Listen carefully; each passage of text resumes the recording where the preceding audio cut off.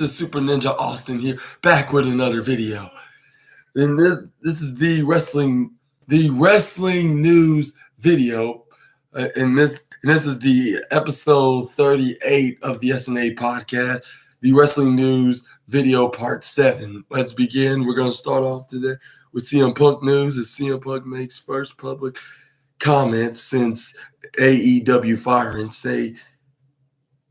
Says he's free for 2 months. And I was like, and what this means? This means you got a non-compete clause? Who knows? The only way to find out is to read this article.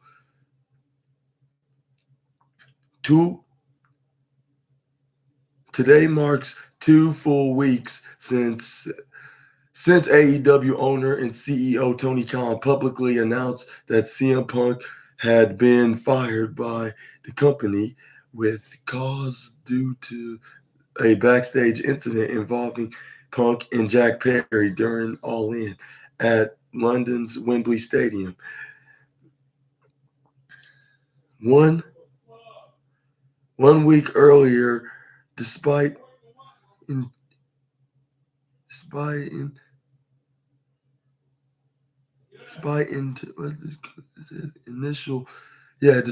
initial reports, Punk might issue an explosive response to being let go. He has since stayed silent on anything to do with the subject. That silence ending last night at least somewhat. Punk returned to his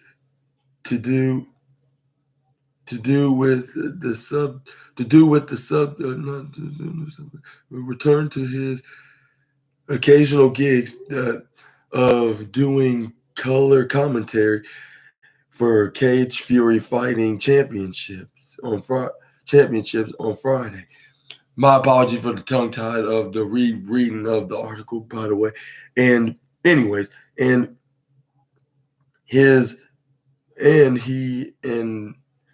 broadcast partner John Morgan made several clear references to the incident at All In between him and Jack Perry from that backstage brawl at the Wembley Stadium event. And then first Morgan introduced Punk by saying, "Look who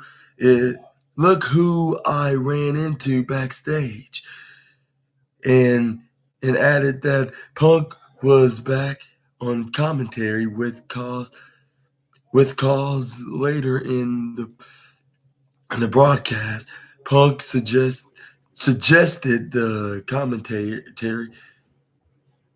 team to do a post-fight show, to which he was asked by another colleague if he had time on his hands, and Punk responded, "Yeah, like I got some time on my hands for the next 2 months."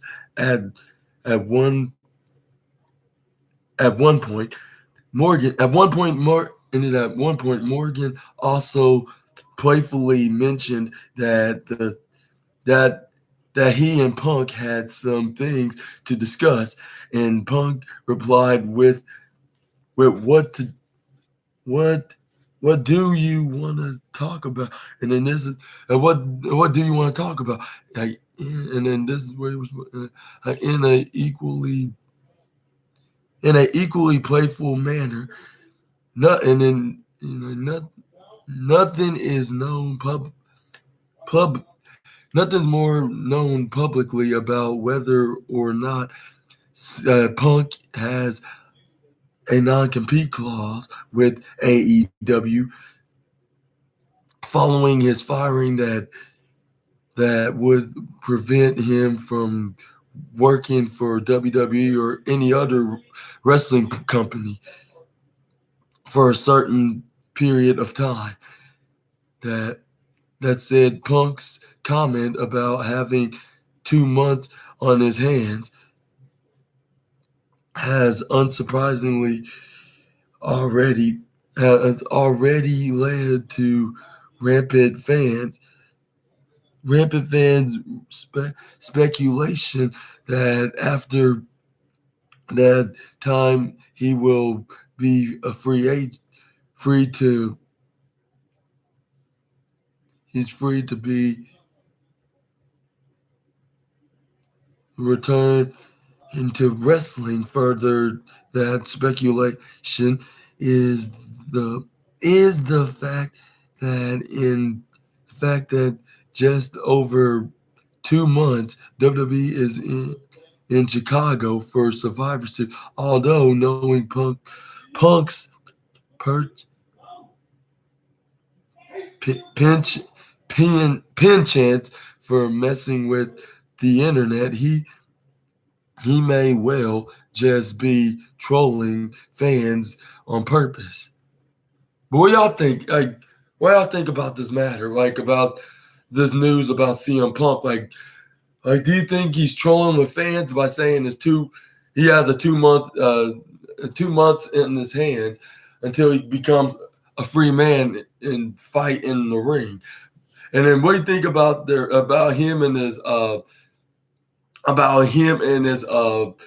and this fellow commentator from his MMA commentary job, like with him and his friend John Morgan, or I was more like a colleague, like his fellow commentating colleague John Morgan, making a joke of his time in this backstage reference with the time when CM Punk was with AEW and when he was in that backstage brawl with Jack Perry. And what do you think about all this entirely overall? Y'all let me know down in the comments. But yeah, it's been noted that CM Punk said he only has two hands, like when they were referencing of a backstage fight, and then he was saying, and he was noting that he has 2 months on his hands before he can get fight anywhere, anytime, any place. Like, which it's been pointed out that it could possibly be a 2 month non-compete clause that Tony Khan gave him when he released him. But what do you think? Like, is this true that he might have a non-compete, and then the non-compete clause could expire around the time when WWE has their annual Survivor Series pay-per-view, like they do every year near Thanksgiving, like whether if it's the weekend after Thanksgiving or the weekend before Thanksgiving. But yeah, that's a story for another day, of course. But what do you think about CM Punk possibly returning there, or is he going to be trolling? Because it's going to be in his hometown in Chicago, Illinois. But we're probably gonna find out about it like very soon. Like it'll probably and possibly be in. It'll probably possibly be the case when he makes his return in the place that the second place that made him famous, like next to Ring of Honor, of course. But I'll say for all the wrestling fans, especially the WWE fans, that's the number one wrestling place that made him famous. But I would say the number one wrestling place that makes him famous, to be the exact. But yeah, what do you think about him possibly making his return? The point is, what do you think about making his return? Do you think he's gonna? Is this gonna be a potential return, and he's gonna be in the programs with the likes of LA Knight or anybody that he could possibly face that's in WWE, even a Seth Rollins as well. Like I should just named him right after I said LA Knight. But what do y'all think? Do you think is he gonna make a return and he's gonna be a part of Survivor Series somehow? or you think he could be trolling and then be playing? Like, whether if he's serious about, like, he could be serious about being a free agent by November or not. Like, he could possibly be a free agent by November, but it depends if he makes the deal with WWE to make a return with the company that he haven't competed in the ring in over 8 years, or not 8 years, no, 9 years. I say it's not 20.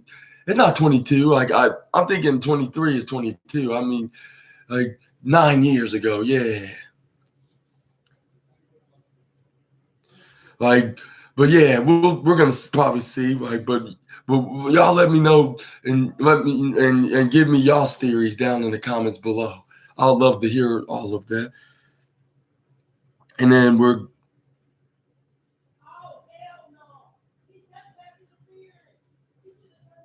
then up next, we got some sad and unfortunate news for the wrestling world, because we got the Canadian wrestler Emily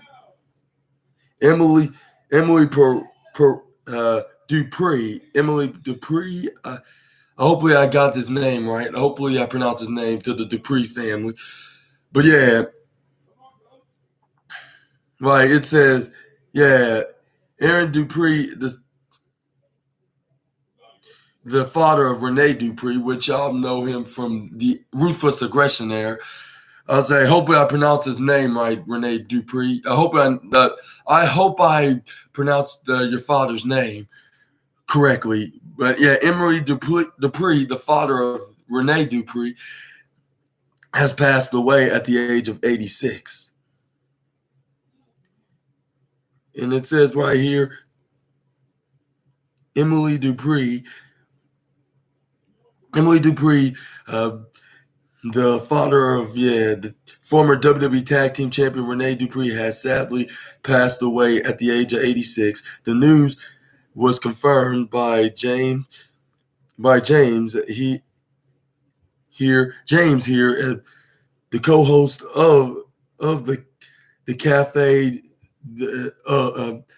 de Rene with Rene Dupree via the podcast's Instagram account, with Emily Dupree, real name Emily Gogwin. Hopefully I pronounced that right, by the way. But yeah, first ventured into professional wrestling in the mid 50s, training under the name Vic Butler and even Reggie Richard, who were considered legends. And even Reggie Richards were considered legends in the Maritimes region of Canada. And Emily's in-ring career spanned in decades. It spanned 3 decades before he eventually retired. Eventually retirement in 1988 amidst his days as an active performer. Emily also launched his own professional wrestling promotion, Grand Prix Wrestling, which operated throughout the eastern portion of Canada. Through his work as a promoter, Emily brought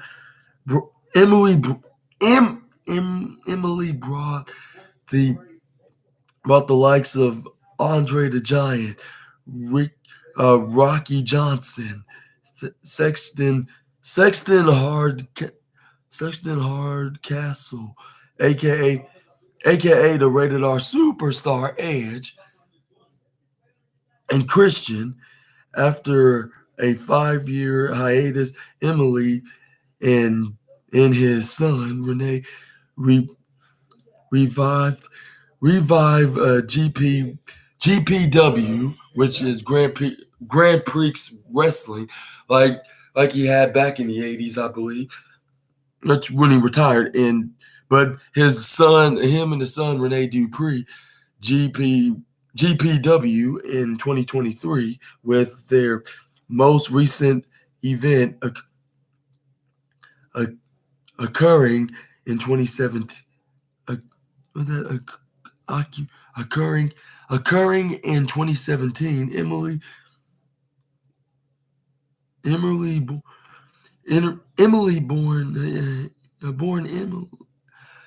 Emily was born 20th October 1936. My bad for the stutterings. Emily was born in 20th October 1936 in his beloved town of Shediac at Shediac, New Brunswick. New Brunswick began wrestling of towns of Shediac, New Brunswick. Yeah, that's what it's called. Began wrestling back in the 1950s and wrestled many fellow wrestling legends such as Dusty Rhodes, Killer Kowalski, Arnold Scanlon, Pat Patterson, Classy Freddie Blassie, Rocky Johnson, Leo Burke, the Cuban assassin, and many others as well, and as running his own territory, which is the Grand Prix Wrestling, which saw the likes of Andre the Giant, Ric Flair, Macho Man Randy Savage, Harley Race, Edge, and Christian wrestled there before retiring and watching his son Renee carrying on his legacy by becoming a multiple time in WWE in Japan. He'll be remembered as one of the great wrestlers and promoters in the territory days, and also a beloved husband, father, grandfather. James, and it's been noted that James from the Renee's Cafe podcast posted this on Instagram, and we would like, in the same, like Wrestling Inc. said on this article, I would like to send my condolences to the Dupree family at this, to the Dupree of the Dupree family at this sad and heartbreaking time for the family.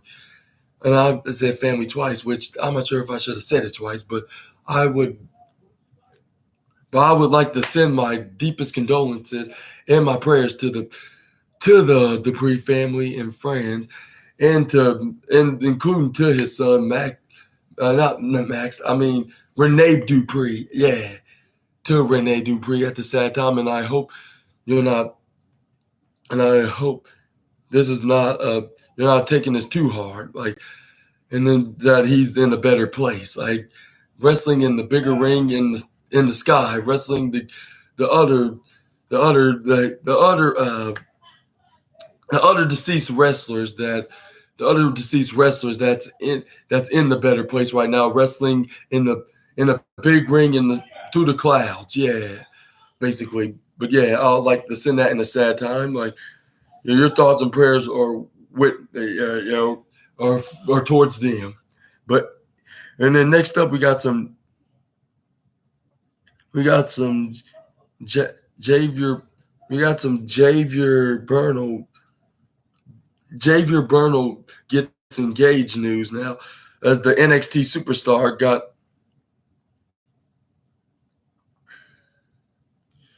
Or should I say like this? We got Javier Bernal gets engaged to WWE NXT superstar.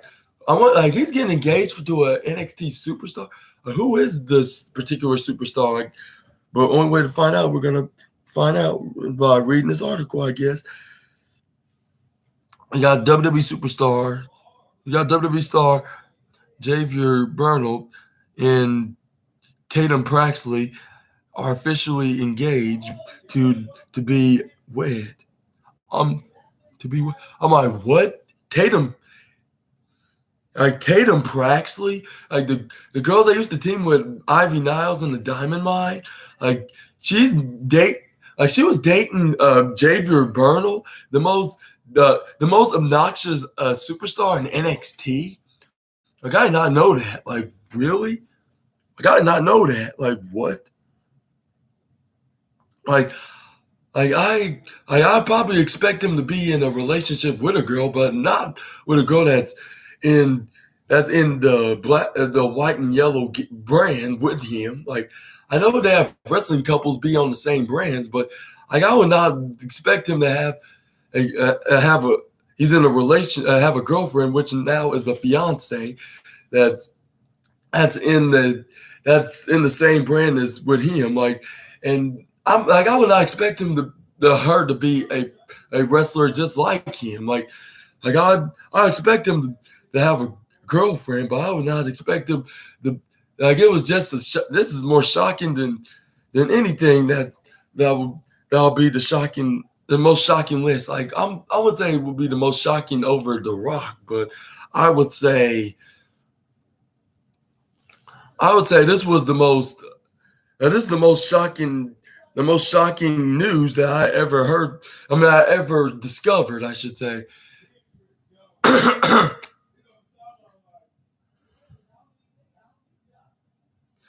But yeah, I would say this is the most shocking thing I ever discovered. Like, are you serious?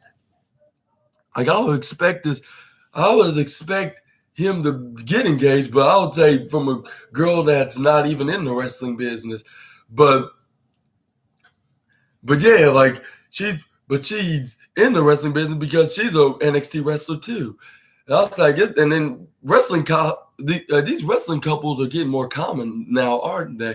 Like, just look at the likes of Seth freaking Rollins and Becky Lynch and Bianca Belair and Montez Ford and Adam Cole and Dr. Britt Baker DMD and Jack Perry and Anna Jay and Sammy Guevara and Ty Mello and so much more. Yeah.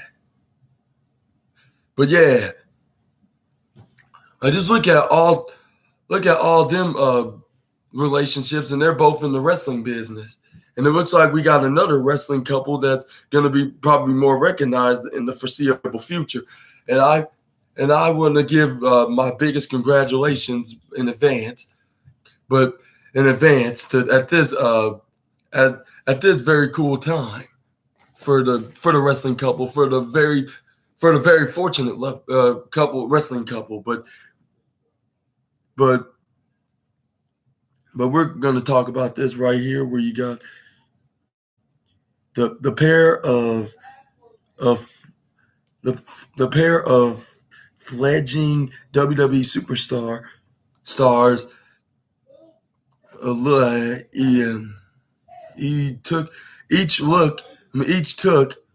WWE stars each took to social media to make the announcement.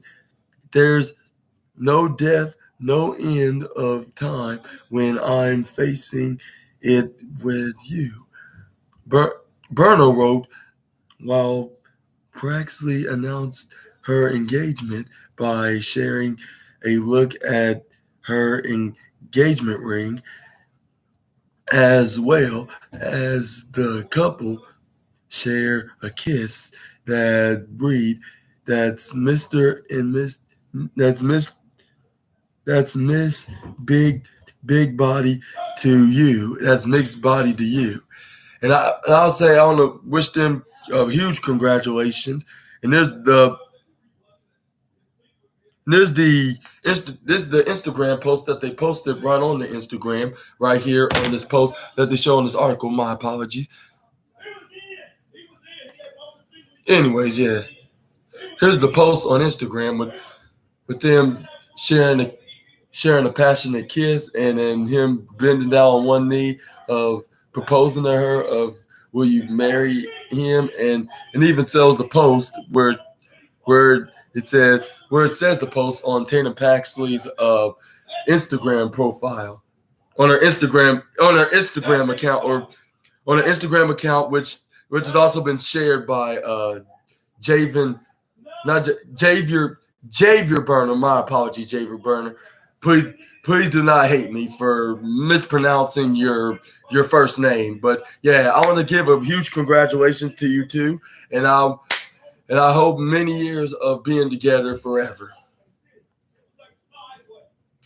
And then we're gonna move on to the next news. We have Jim Ross examine CM Punk's WWE prospects, not perspective, prospects. My bad, the tongue ties. I need to start practicing my my enunciations of not tongue tithing. But anyways, CM Punk was released from his AEW contract following his involvement in a backstage altercation at All In. However, Jim Ross hopes to see him continue working in the wrestling industry.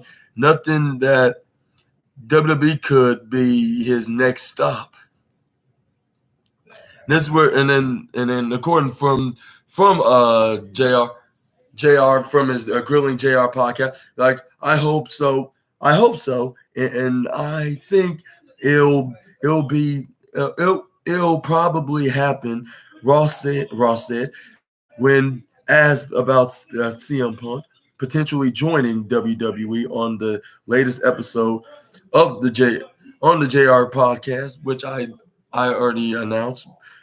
Like, I just don't have any leads or any dirty or anything dirty. He's still a young. He's still young enough and hungry enough, I think, to go out to grab those big paydays. I should say, not payout, paydays. I just don't know where or when, obviously, and would assume that's all I'm doing. All that's all I'm doing. One one would assume that Punk's next domination could be WWE, but there's no guarantee of that. No guarantee of that. Either I don't know either, and the guarantee of that either. I don't know how they left it.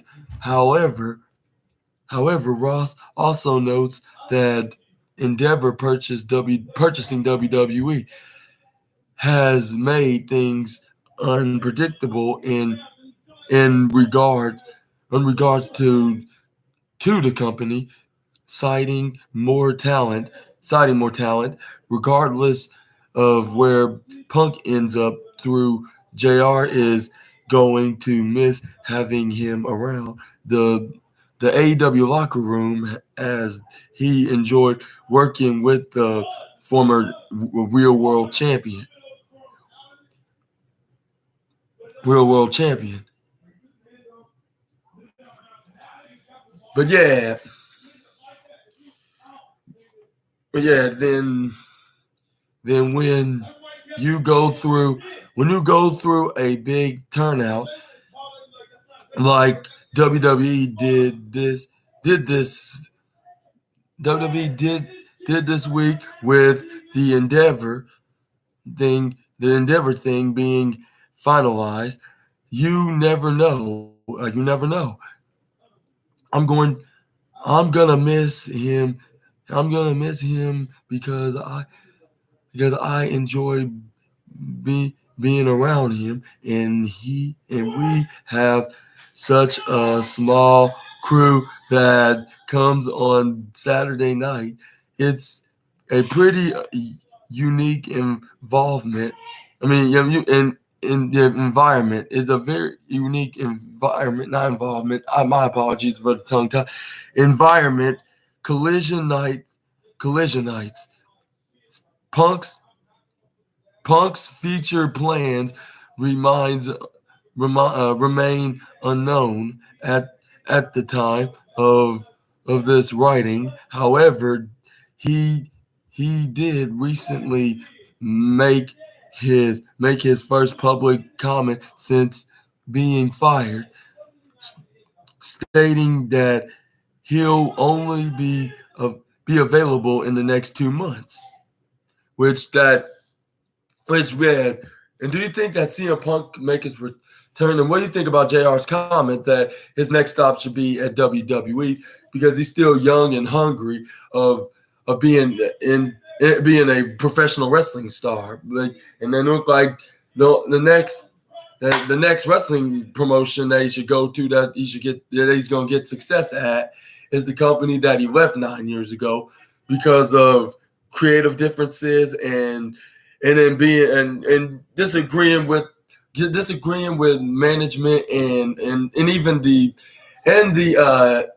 chairman himself, Vince McMahon, and the COO, which is Triple H, like him disagreeing and then having creative differences into CM Punk's status is status of being their superstar. But yeah, you never know because the Endeavor purchased WWE like 5 months ago, and then they just finalized their deal with finalized their deal of merging WWE and UFC into one company is TKO, which has been on the news from this past Tuesday or Wednesday, which that has been recently been merged into one big company, and then it's going to be known as they're being known as they're co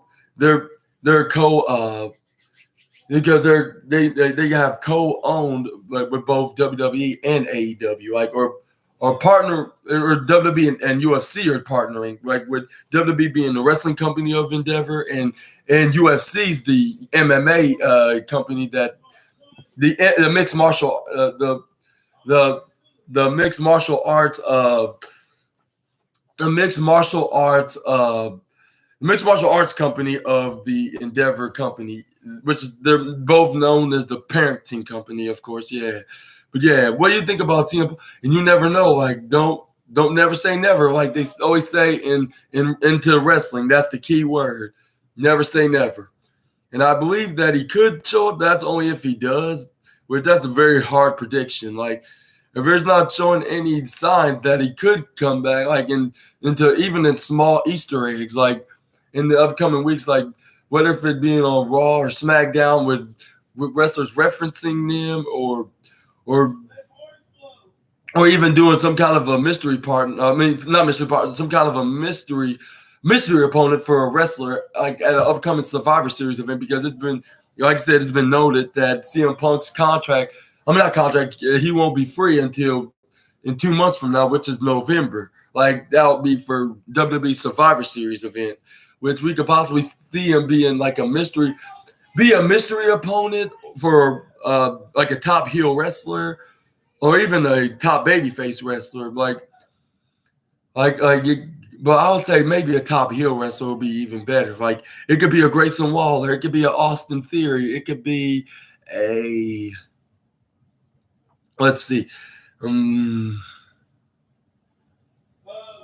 it could even be a dirty Dominic Mysterio. I'll say it could be anybody that's like a young top heel in the either Raw or SmackDown. It could call out anybody from any, like, not only in WWE, for whoever that's the hottest free agent in professional wrestling, which they want to name professional wrestling. Like it could be anybody, like it could be Raw, SmackDown, or even somebody that's outside of this company. Like that could be a free agent. Like they can name drop free agent, like which that'll bring all the wrestling marks and the wrestling internet nerds. They'll be going crazy and going crazy and going to doing the dance of joy and getting hyped up about this could be CM Punk's potential return. But we're gonna see. But yeah, like I said, we're gonna see what's gonna be the outcome in the upcoming weeks. What do you think about this matter? Do you think he's gonna return? This is all part of an elaborate troll. Y'all let me know down in the comments below. I'd love to hear y'all's opinions about the matter of CM Punk's status. But anyways, let's get back to the news. We got TJ Wilson news now. He explains why it's an honor to be involved with the WWE Women's Division. And I'll say, obviously, his wife, even though she got squashed by Rhea Ripley at Night of Champions, no disrespect. After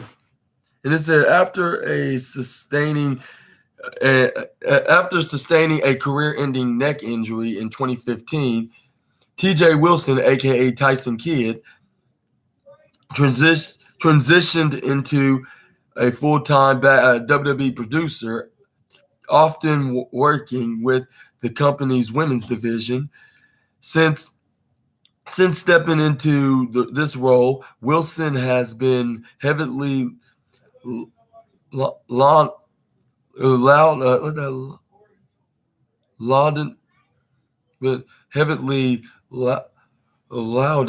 by WWE's women's division.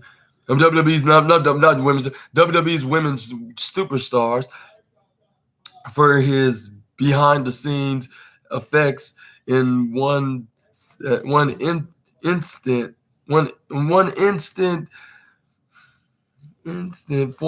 Former WWE SmackDown Women's Champion Natalya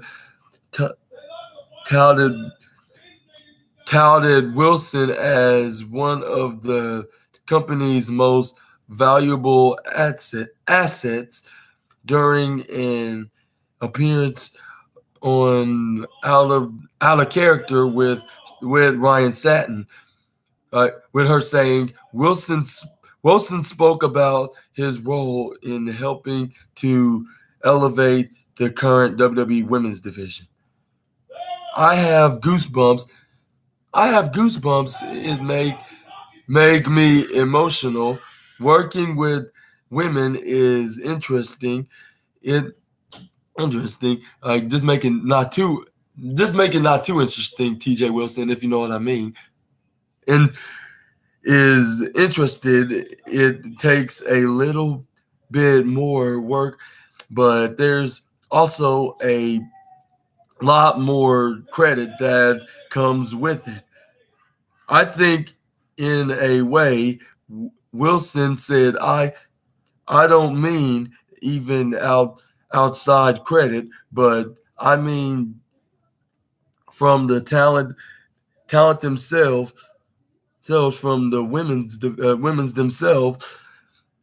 When you put that headset on in Gorilla, you're talking to so many different people, and it's hard to focus on every single thing in the match. And in the match, when I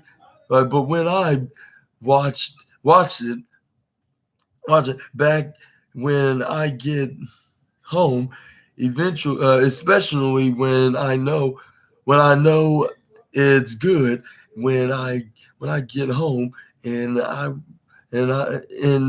watch it, I get very emotional. It's the biggest honor for me to be a part of this movement and the women. While Wilson is undoubtedly proud of progress the progress and the performances the women have put on, he also recognizes that there is still some work to be even the work that to do to even the playing field with their male counterparts. I say this. I would say this this year's Royal Rumble, the women's Royal Rumble Rumble was the sixth women's Rumble ever. The Rumble ever. The guys have had 30 plus were playing a big game of catch up, a game of catch up here, and I think we're doing a great job of closing that gap. Wilson said. And what do you think about his position of being a backstage producer in the women's division? Do you think he's doing a really good job for the women? And what do you think about the women?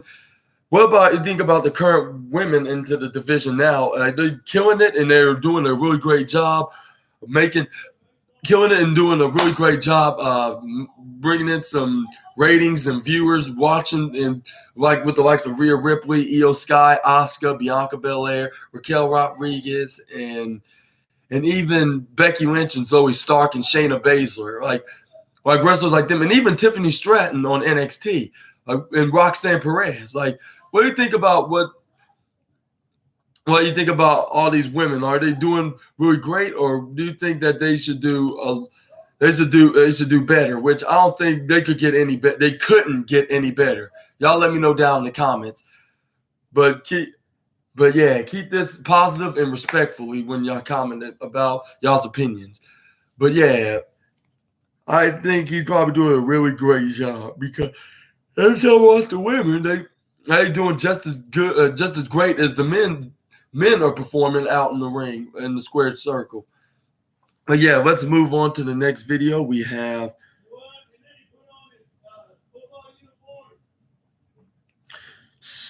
we got specifics on non-compete clause reportedly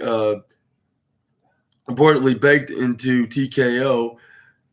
Reportedly baked into TKO / WWE / UFC merger.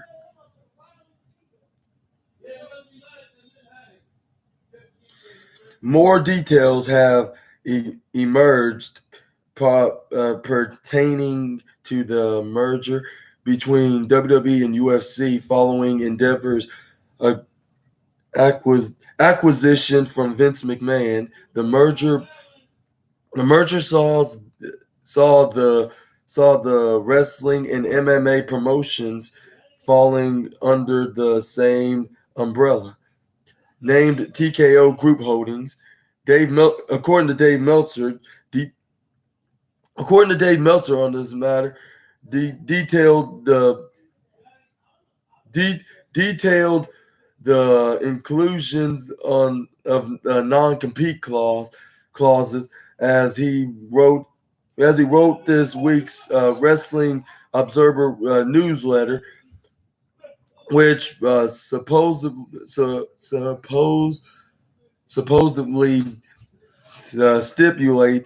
stipulates that under the circumstance that Endeavor sells TKO Group Holdings, they cannot re-enter either the MMA or pro wrestling business for 5 years. Meltzer noted that when Turner Broadcasting sold WCW, there was a 3-year non-compete, and although Ted Turner, Bill Shaw, and Jim Barnett discussed a return to the business when the clause expired, the prospect died as it would have cost too much money. Looking at the MMA history of Meltzer added that in in in Scott Co- in Scott Cole in Scott Cole Coker's deal to sell Strike Force to UFC, he he had a non-compete throughout the clause. He he continued to run Strike Force as a separate as a separate brand as a separate not separate as a separate brand as the separate brand. Atkins Atkins to Tony Khan's Ring of Honor, but as it expired, he was let go by UFC and later went to run but later MMA. Meltzer added that in the event that Endeavor sells TKO Group Holdings after the 5 years have passed has passed, then it cannot start a company in either sport for another 6 months, nor negotiate for 6 months with any talent within the industries, whether a part of the TKO Group Holdings or not. But what do you think about these stipulations and these agreements from the TKO Group's Holding about there being which I believe it says it was about it being 3 to 5 years of the non-compete clause.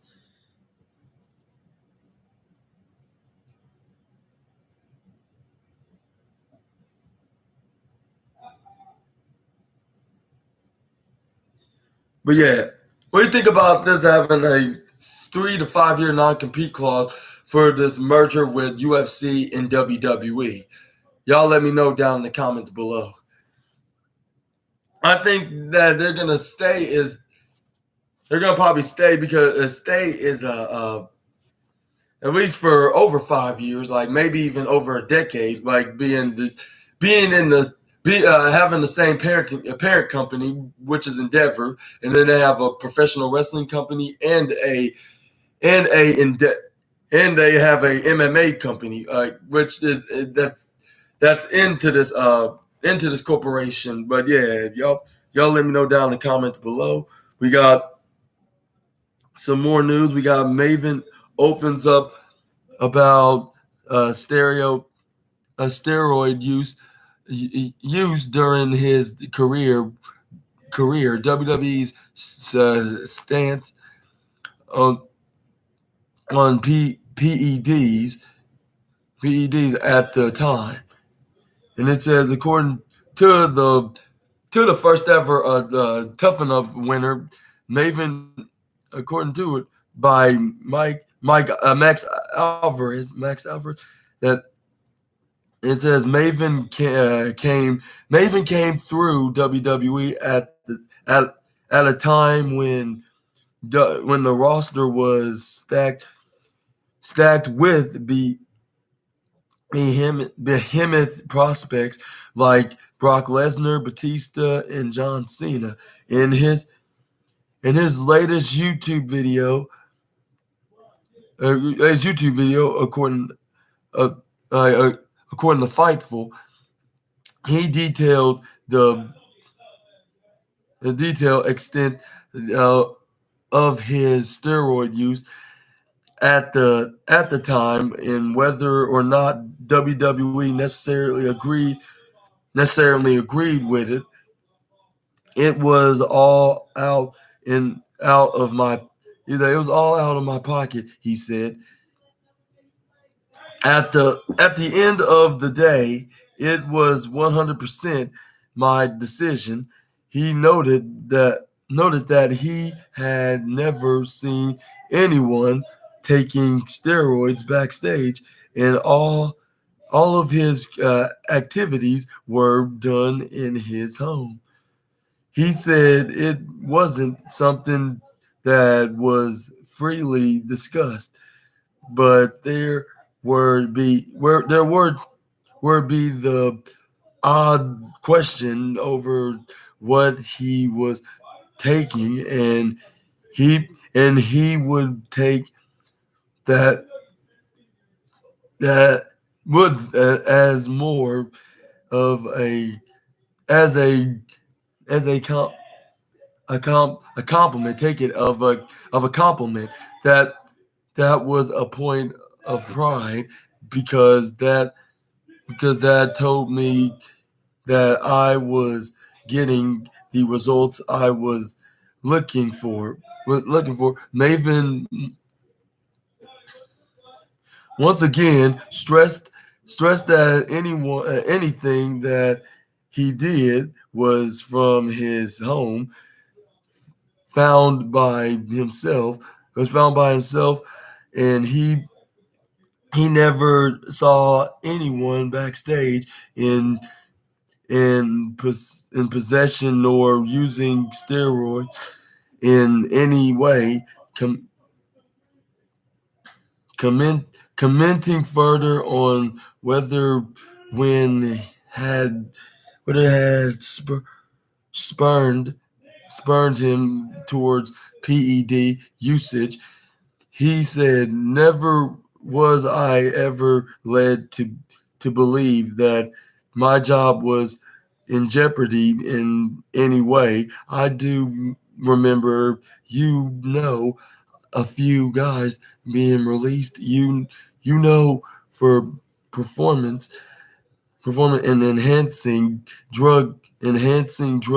My understanding of it was that was just WWE's way at the time to let them go." He he revealed that he felt like he received more opportunities on WWE TV when he was using, although he said that he'd be unable to prove that, but he said he knew what the culture was like back then, and he is extremely happy to know that wrestling is a whole has moved in a different direction. But what y'all think about this confession from Maven of him using steroids at his time in WWE and making them extra bigger and stronger? Y'all let me know down in the comments.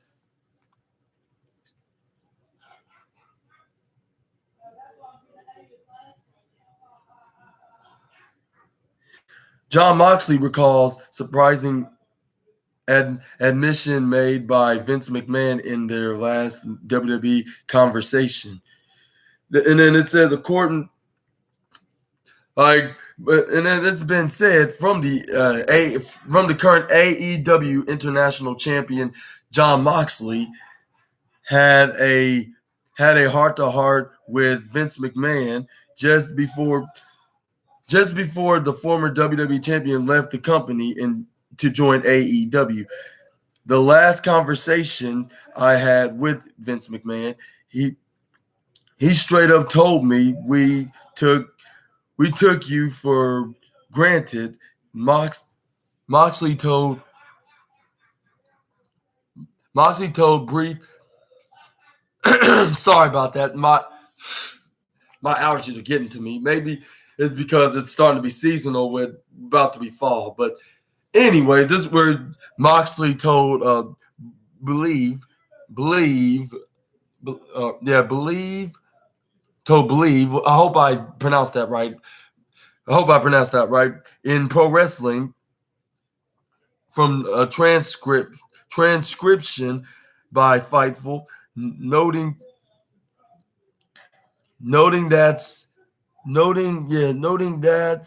that it's easy to be taken for granted when one is a reliable pres with a percent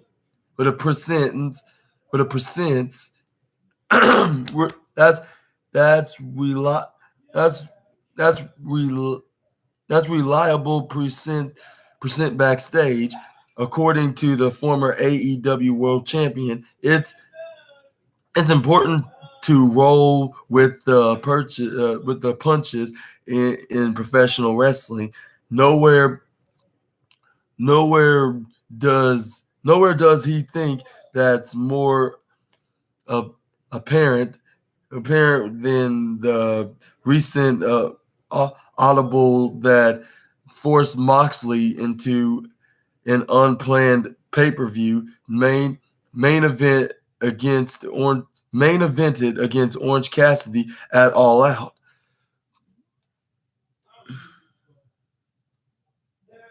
He lost, but he pulled off an amazing performance in his first ever pay-per-view main event. Moxley said that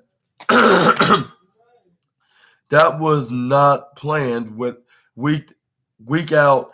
In fact, everything would have looked completely different. Moxley was thrust into main event against the AEW International Champion after AEW World Champion CM Punk was fired from the company after a backstage altercation with Jack Perry. Punk likely would have defended his SAS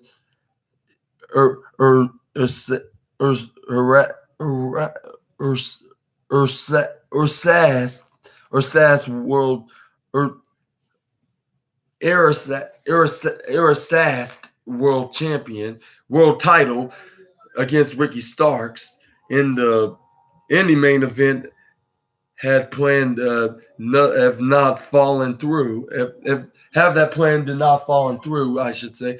Moxley believes the risk of taken for granted is worth the reward, as his reliable reputation has regularly put him in a position to get opportunities when other things fall through. And then this is not the first time when plans fall through. Like when CM Punk got suspended when he beat him for the AEW World Championship, and he thought he was going to take a leave of absence to take a vacation. He can go fishing and everything, but he had to do more working duties because CM Punk got into an altercation with what's his name with the Kenny Omega and the Young Bucks, and then that's what suspended both men and got their titles relinquished. Well, CM Punk hang on to his title, and he was known as the World Champion eventually, but he got suspended for like almost a year, and it lasted longest for a year because the investigation was very long. It was months and months, like to see who fault was it and what started it all and whatnot, and then John Moxley stepped in at the time and became AEW World Championship for only for like a month or two until he dropped the straps to the now current AEW champion, that he's on his way of becoming the longest reigning All Elite Wrestling World Champion in November, or even October, becoming for probably trying to hold that title for as long as a year.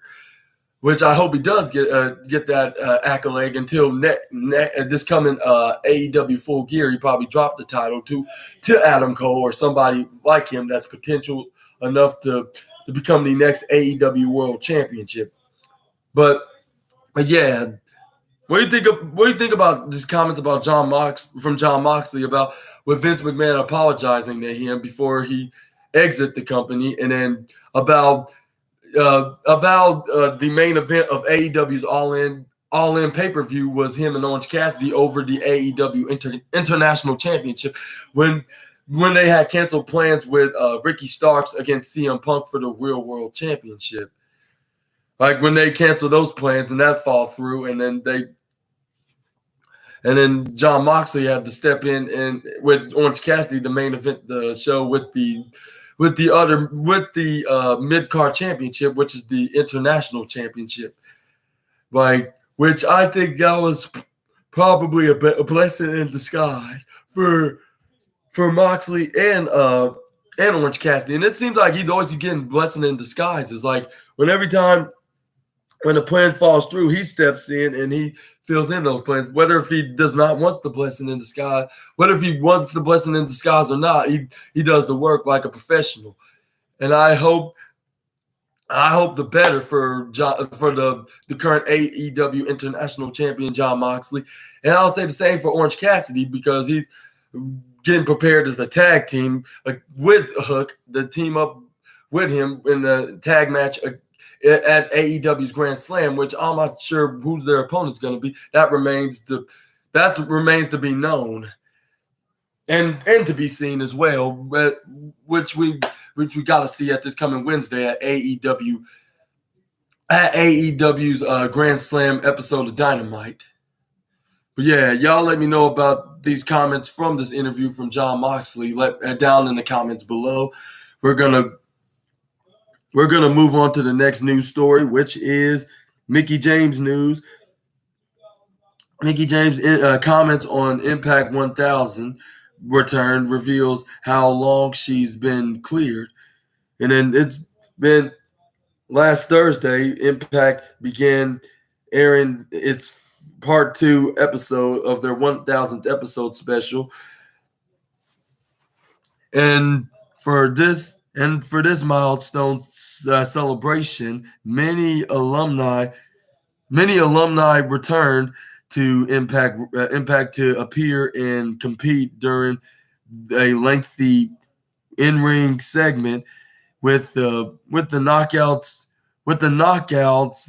of the past, like in the present, from the present, 5-time knockouts women's world champion Mickie James made her a surprise return, revealing as the 5th teammate of Trinity and Jordan Gray.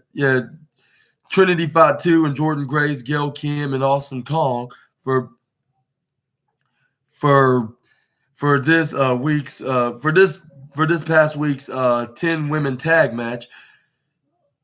In a news interview with Steve Fall of Wrestling News Co. or Wrestling News Co. I should just say, because like it says it right here in this article.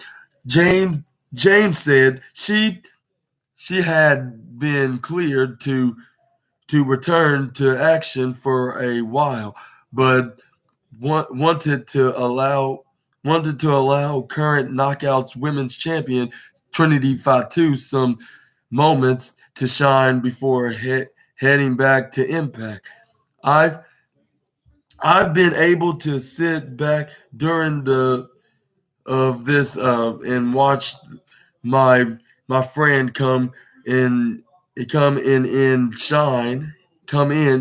watch my friend come in the company and shine and take over the division. It's been beautiful to watch. Said James. I should say, watch a franchise. Like, and then take over the division. It's been beautiful to watch," said James. "So I feel like I've been cleared for a while, but I was enjoying the moment, and I watched her to have that moment. But then here comes Impact 1000. I just felt like it cannot be missed. It cannot miss a dose of hardcore country before James reemergence, re, remer, reemergence, the reemergence in Impact. She she had gradually erased herself back into action after substan- sustaining of a fractured rib and a fractured rib in late February. First, first in associate bit, bitter bitter bitter bitteroids that bitter that bitteroids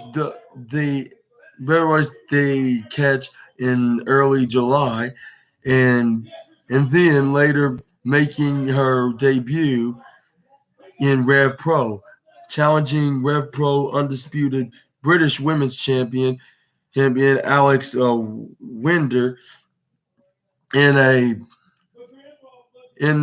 in a three-way match that also included a high-end. But Red, what do you think about Mickey James's comments about Impact 1000 and about the current Impact Knockouts Women's Champion Trinity Fatu?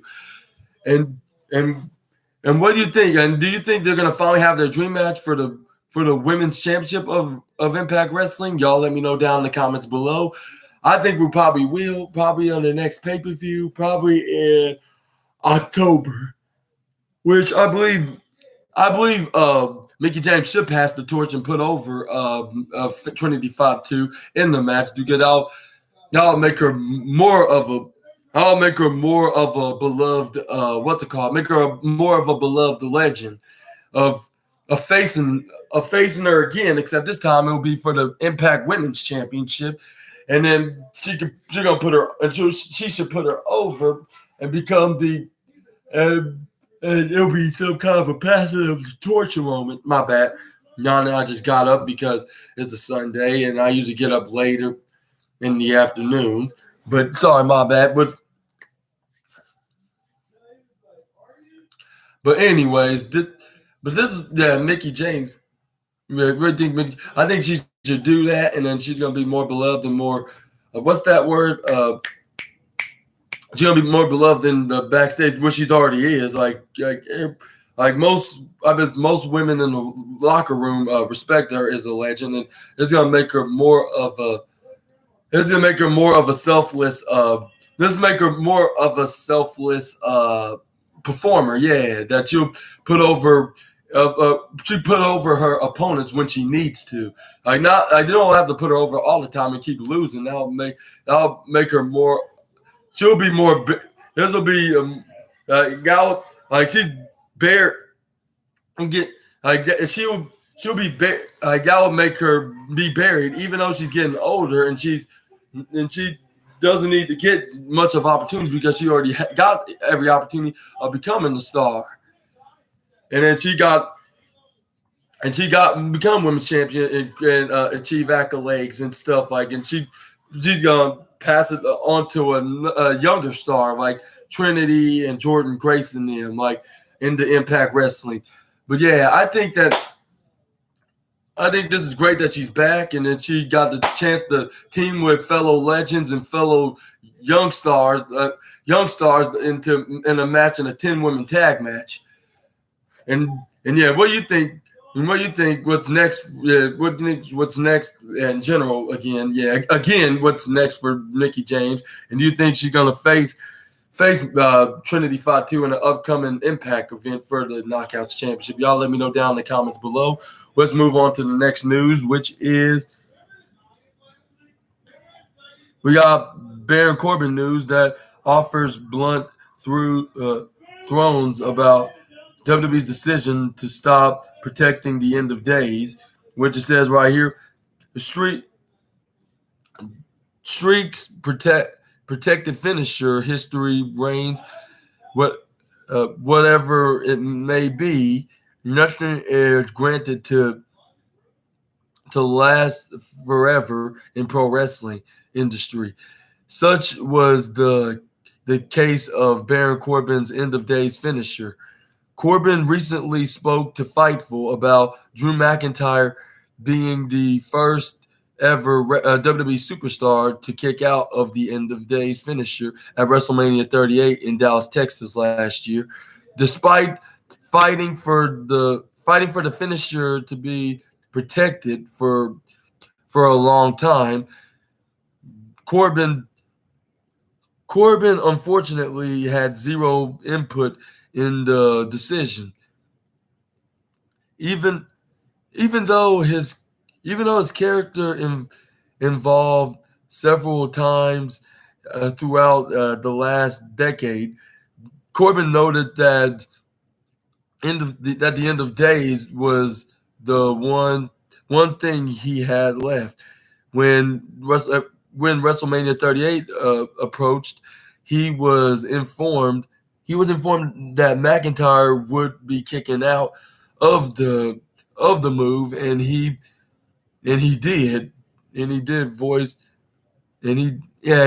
did voice his displeasure over decision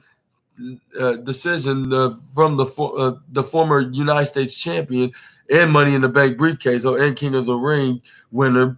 Also noted that he had successful hits from the end of days on the likes of John Cena, Seth Rollins, Roman Reigns, and Hall of Famer Kurt Angle at WrestleMania 35. And then McIntyre ultimately beat Corbin via pinfall at WrestleMania 38. Following that, Corbin went on to suffer losses against his former tag partner Madcap Moss and fellow former NFL player Pat McAfee. He tried his luck with JBL as his manager last fall. Yeah, he tried his luck with JBL as his manager last fall, but it wasn't long enough. It wasn't long enough before Corbin was back into his losing ways.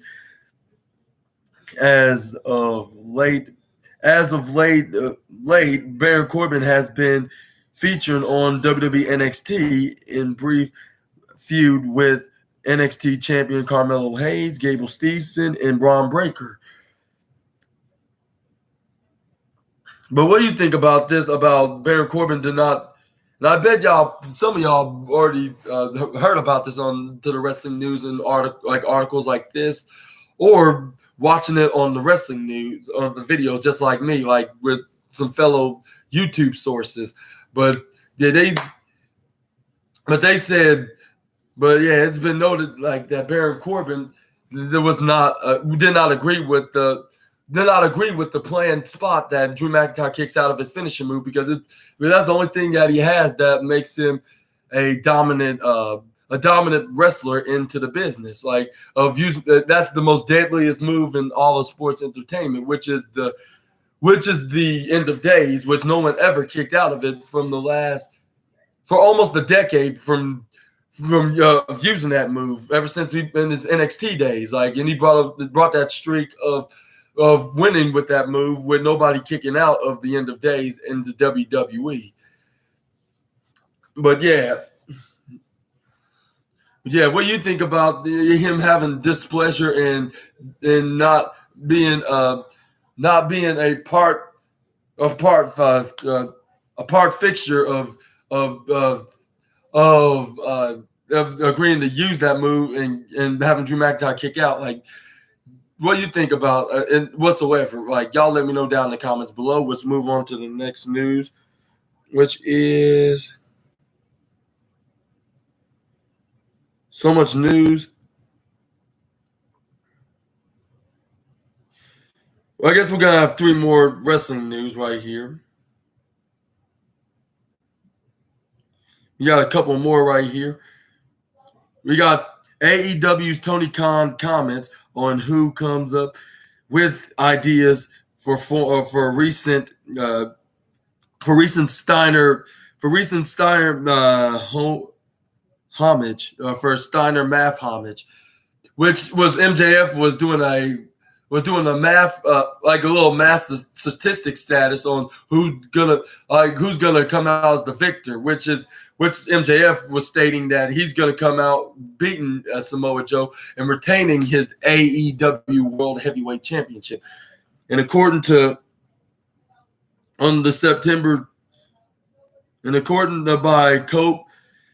Kobe Applegate.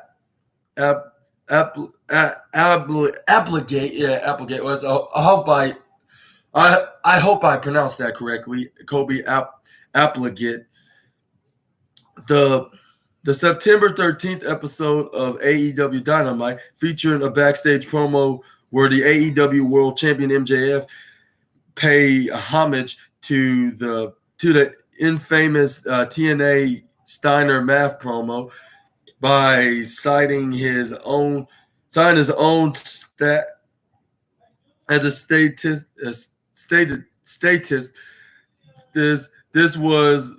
This was of course in regards to Samoa Joe's those chances of dethroning him for the top prize. Yes. Okay. Just give me a couple minutes and I will. I said, just give me a couple minutes and I'll take them out.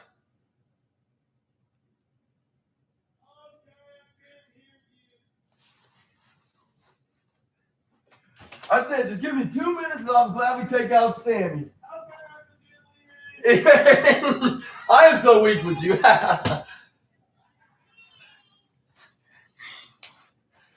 But anyways, yeah. My brother being silly nilly again. But yeah, MJF regarded holds an idea. It was for the segment AEW President Tony Khan revealed to the Insider that it was MJF's brainchild. It was MJF's brainchild. That particular one was him, said Tony Khan. Wrestling is all about collaboration, and I really enjoyed having that connection and the ability to create stories. We were putting down ideas for the week shows, and he did say that, and it was a great idea. That's how I like to put stories together. Sit down with MJF and Adam Cole, the three of us, and talk. I've shot videos with the two of them, and they have this great partnership. According to MJF, math on Samoa Joe only has an 8 1/3 chance of winning the AEW World Champion, the AEW World Title this Wednesday at the special AEW Dynamite Grand Slam at Arthur Ashe Stadium. Meanwhile, MJF claims he has a 141 and 2/3 chance of winning, especially because they'll be wrestling in his home state of New York. And then we have other matches too, but we're going to talk about, get to the point. Like, what do you think about this homage to Scott Steiner's promo in the backstage promo at TNA when he was in that backstage interview? Like, do you think? What do you think about this? Y'all let me know down in the comments below.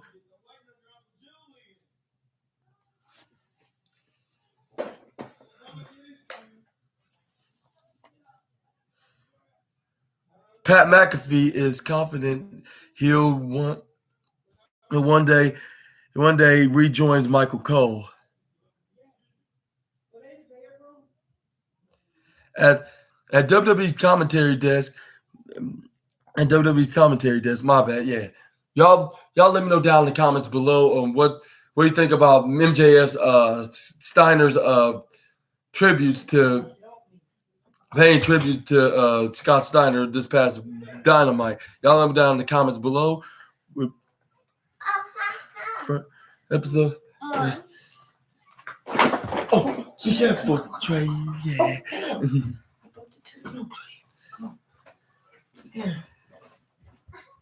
But yeah, up next we got some Pat McAfee news. Is confident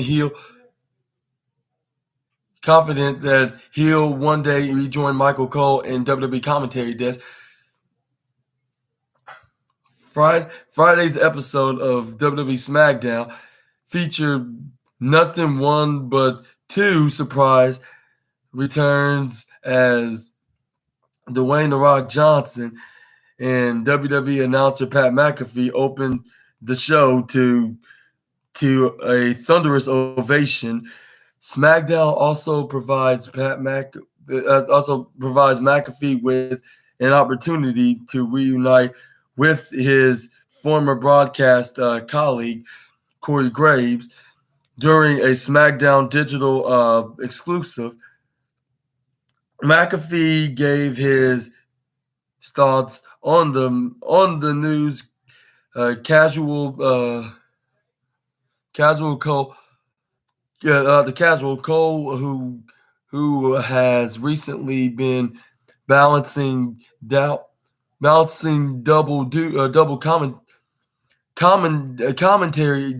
commentating duties for SmackDown and Raw.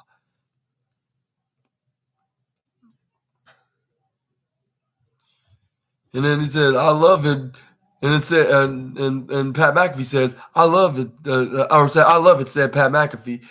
He always has to be the buttoned up guy, doing the play by play, which he is the greatest of all time.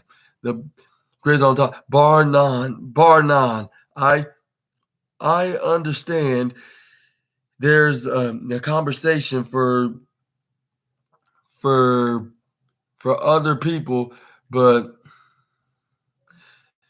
they haven't been paying attention close enough. What Michael Cole has done throughout his career at the WWE is second to none, but not now. He's got a little attitude, a little spice, a lot personality. He looks unbelievable. I'm incredibly lucky that I got to go work with Michael Cole, and I am still very confident that it will happen again. Prior to his decision to step back in his role as WWE broadcaster in September 2022, McAfee worked closely along with Michael Cole on SmackDown, with McAfee performing as the color commentator while Cole provide play-by-play coverage, while McAfee's WWE appearance have been was spot was sport was sporadic since then. Cole previously promised former WWE announcing partner that he wouldn't retire from the position until McAfee returned for another run behind the desk with that promise in mind. McAfee seems even more dynamized to chalk up at least more stinct with the man he decided as the greatest of all time. But what you think about this article? Like, do you think that? Well, what do you think about this, our news? Or what do you think about this, about Michael Cole, I should say? What do you think about Michael Cole? How long is he going to be a commentator? And do you think that we will see Pat McAfee with Michael Cole as co-commentators again? Like, I think there will be, like, especially seeing him making his return, even though he's probably taking a break by being a commentator on college football. But I think as soon as he my bad. I think if he soon as gets done with this commentating gig onto college football, he's going to come back full time as a commentator, possibly on SmackDown. Michael Cole's going to be on SmackDown with him. He could be on Raw, but I think he's going to go SmackDown. I think this is how they're going to do. They're going to bring it back on SmackDown for like a year, and then go to Raw, and then call the action on Raw as co-commentator, and then Michael Cole's going to make it to 30 years as commentator, up to from 1997 to 2027, making it a full 30 years, like The Undertaker in 1990 to 2020. But yeah, but what do you think about Michael Cole's wish of my bad. What do you think of Michael Cole having Pat McAfee as his co-commentator, like being back as his co-commentator? Do you want to see it? And do you think it'll be bringing more entertainment into the commentary desk? Y'all let me know down in the comments. I think it sure will, because it just there's some, I guess, non-dull moments with the former Indianapolis Colts punter and the wrestling commentator and the college football commentator. But yeah, y'all let me know about this thought about this news article on this interview with Pat McAfee down in the comments below. And I guess we're gonna end this video with Matthew McConaughey talks recent WWE stories, including Cody Rhodes versus Brock Lesnar. And then it comes from this actor from New Orleans. This year, from this actor from talking about this year's SummerSlam Smash with the Smash various gates, the various gates in viewership records, I should say, and the show itself was widely praised by fans and pundits too. Pundits and likes, with many applauding the matches and stories that unfold at Ford Field in Detroit, Michigan. Actor and lifelong lifelong wrestling fan Matthew McConaughey was among those viewers who who uh, who threw who thoroughly enjoyed the PLE that took place on August 5th. Speaking on WWE's The Bump earlier this week, Matthew McConaughey, this is his last name, revealed that he and his 15-year-old son, Levi, watched the show together, and in the match that excited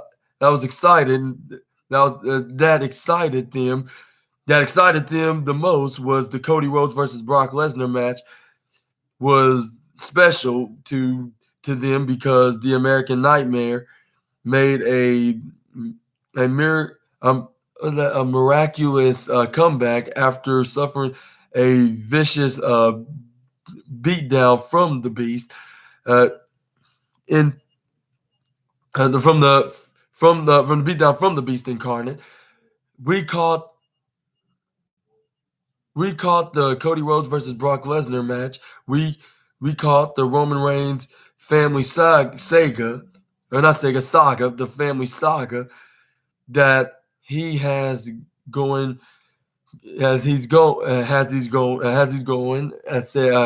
Said McConaughey. I did not think Rhodes was going to come back after the beating he took.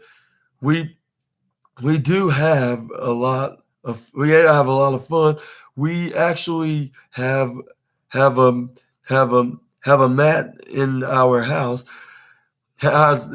especially if the two boys, Levi and Livingston, his two sons, are going at it about something, and I tell them take it to that mat, go work it out. Yeah. when his two sons go at it, and then he said take it to the mat and go at it, go work it out. Yeah. Which they do so. McConaughey added that often he's forced to intervene and stop his boys from beating each other up on their homemade wrestling mat, while recounting his younger years as a fan of the business. I used to go to a lot of matches when I was younger. He revealed I used to go to the Hertz Coliseum in at Shreveport, Louisiana. At Shreveport, Louisiana. I hope I pronounced that right. To watch wrestling events, while McConaughey didn't specify the shows. He visited Hertz Coliseum. The Hertz Coliseum was home to several Mid-South WCW and JCP and UWF shows in the 1980s, and held its last ever wrestling show in January 2015 when WWE visited the venue for a house show. McConaughey also revealed that WWE Hall of Famer Hacksaw Jim Duggan was his favorite wrestler growing up. And what do you think about these comments from the actor Matthew McConaughey of being a wrestling fan and watching the Cody Rhodes versus Brock Lesnar match? And I believe even Cody Rhodes is getting famous by bringing in some mainstream guys and mainstream guys and actors, like big time, long time actors, on getting them watching WWE. Like, and even he was even doing that on AEW, like bringing in some celebrities such as like Snoop Dogg and I believe Stephen Amell. Yeah, Stephen Amell, Snoop Dogg, and there was another actor he brought on to the show. Oh yeah, Shaquille O'Neal. It was guys like Shaquille O'Neal, Snoop Dogg, and Stephen Amell, and much other celebrities that he brought into the AEW ring. And he's having celebrities watching, such as Matthew McConaughey in WWE, especially in that rubber match against Brock Lesnar at SummerSlam. And then you also watched the main event match, which was Jey Uso against Roman Reigns. And what do you think about this? About this confession, and then about this confession that he's been a huge wrestling fan, and then he's been watching at this venue at Hertz Coliseum. Hopefully, I pronounced that right. Like it said, it's been hosted by plenty of Mid-South Arena. Been hosted several of wrestling shows in the 80s, like with WCW, JCP, and UWF, and even WWE had shows there. And Matthew McConaughey attended a few of them shows.